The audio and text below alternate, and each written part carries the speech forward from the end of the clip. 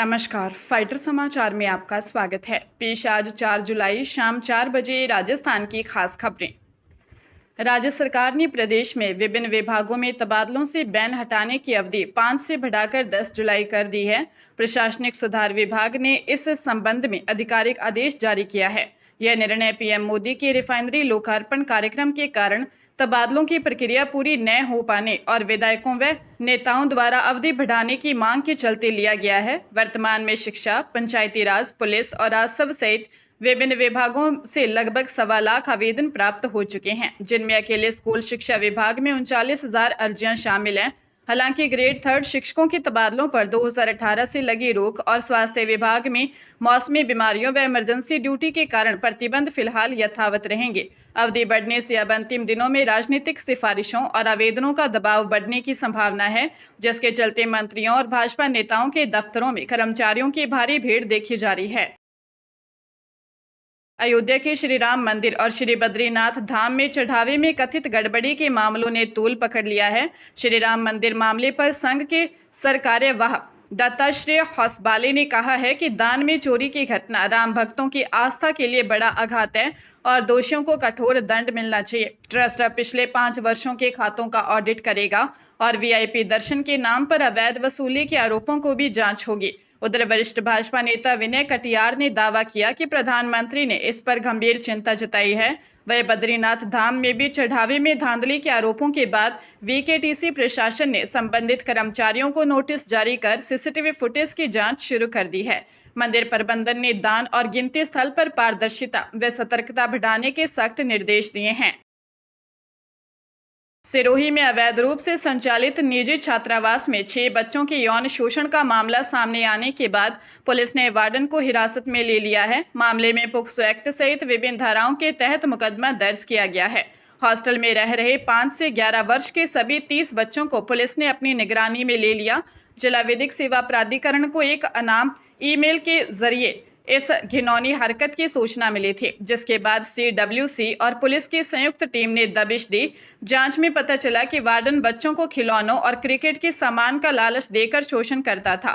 Police ने hostel से computer व सीसीटीवी फुटेज जब्त कर लिए हैं। बच्चों के मेडिकल परीक्षण की प्रक्रिया जारी है। छात्रावास के पास कोई वैध पंजीकरण, फीस रसीद या हाजिरी रजिस्टर भी नहीं मिला है। प्रतापगढ़ जिला एवं सेशन कोर्ट ने शादी का दबाव बनाने पर प्रेमिका की हत्या करने के मामले में मुख्य आरोपी 30 वर्षीय कुलदीप मीणा को आजीवन कारावास की सजा सुनाई है। मामले में मदद करने वाले दोस्त 30 वर्षीय अनिल मीणा को अदालत ने 5 साल कठोर कारावास की सजा दी है। घटना 22 फरवरी 2024 की है, जब बांसवाड़ा रोड स्थित बाईपास के पास एक महिला का शव मिला था। जांच में खुलासा हुआ कि लांबा डाबरा निवासी कुलदीप अपनी प्रेमिका द्वारा शादी के लिए बनाए जा रहे दबाव से परेशान था, जिसके चलते उसने हत्या कर दी। इसके बाद कुलदीप ने अपने दोस्त अनिल के साथ मिलकर शव को बाइक पर ले जाकर सुनसान जगह पर फेंक दिया था। पुलिस ने धारा 302, 201 और 120 बी के तहत केस दर्ज कर चालान पेश किया था, जिस पर कोर्ट ने यह फैसला सुनाया है। व्हाट्सएप द्वारा मोबाइल नंबर के स्थान पर यूजर नेम को प्राथमिकता देने के प्रस्ताव पर केंद्र सरकार ने सख्त रुख अपनाते हुए मेटा को नोटिस जारी कर रोक लगा दी है। सरकार का तर्क है कि इससे अपराधियों को ट्रैक करना कठिन होगा। हालांकि राजनीतिक गलियारों में चर्चा है कि यह कदम दलों द्वारा मोबाइल नंबरों के आधार पर तैयार किए गए वोटर डेटा नेटवर्क को प्रभावित कर सकता है। आईटी मंत्रालय ने मेटा के अलावा टेलीग्राम और सिग्नल को भी नोटिस भेजकर यूजर नेम फीचर से जुड़े सुरक्षा जोखिमों और फर्जी पहचान रोकने के उपायों पर स्पष्टीकरण मांगा है। जवाब में मेटा ने दावा किया है कि सुरक्षा के पुख्ता इंतजाम किए गए हैं, जिसमें हाई प्रोफाइल नामों को ब्लॉक करना, अज्ञात मैसेज पर सेफ्टी बैनर दिखाना और मैसेज भेजने की सीमा तय करना शामिल है। कंपनी ने स्पष्ट किया है कि अकाउंट के लिए मोबाइल नंबर अनिवार्य रहेगा और यूजर नेम केवल गोपनीयता के लिए अतिरिक्त विकल्प होगा।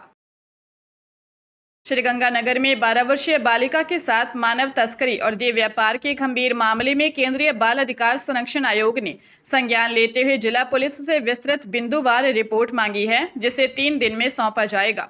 मामले में पुलिस ने अब तक कुल 15 आरोपियों को हिरासत में लिया है। केंद्रीय कारागृह में कार्यपालक मजिस्ट्रेट मंजीत सिंह की मौजूदगी में 9 आरोपियों लालचंद, मुकेश नाथ, दीपक, तरुण, परविंदर उर्फ बाबू, अमन कुमार, मुकेश, अमनदीप और भरत कुमार की शिनाख्त परेड करवाई गई। पीड़ित बालिका द्वारा पहचाने गए आरोपियों को अदालत की मंजूरी के बाद प्रोडक्शन वारंट पर गिरफ्तार किया जाएगा। इससे पहले 6 आरोपियों को गिरफ्तार कर रिमांड पर पूछताछ की जा चुकी है।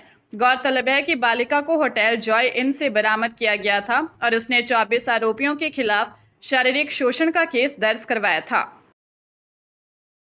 अजमेर डिस्कॉम के किशनगढ़ कार्यालय में तैनात तकनीशियन बबलेश कुमार शर्मा को एसीबी ने 10,000 रुपये की रिश्वत लेते रंगे हाथों गिरफ्तार किया है। आरोपी ने परिवादी से पॉली हाउस के लिए नया बिजली कनेक्शन जारी करने की एवज में यह राशि मांगी थी।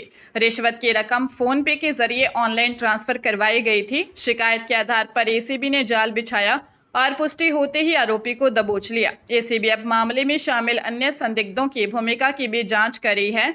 भ्रष्टाचार निवारण अधिनियम के तहत मामला दर्ज कर आरोपियों से पूछताछ की जा रही है। इस बड़ी कार्रवाई के बाद बिजली विभाग में हड़कंप मच गया। ACB social media chat, online transaction और अन्य इलेक्ट्रॉनिक साक्ष्यों के जरिए मामले की जांच में जुटी है।